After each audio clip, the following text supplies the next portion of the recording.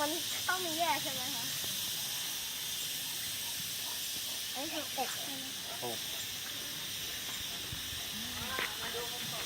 ลูกอันโตๆเห็นหน้า ตัวนี้คืออะไร อันนี้กาแฟอันนี้ชื่อกาแฟครับ อันนี้ อันนี้ชื่อไมโลครับ ไมโลแล้วตัวนั้นโอ โน วัล โน่ โนโน่เหรอโนโน่สุดท้องเหรอคะ ครับ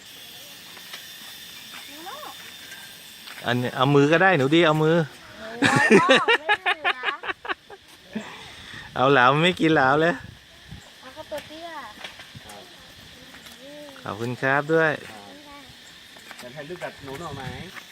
ตัวน้องไม่ได้ครับครับพ่อเข้ามาเลยครับ อ้าวไป หนูมานั่งตรงข้างๆเขาโอเค จ๊ะเอ๋ รูปได้ไหมคะ รูปได้ครับ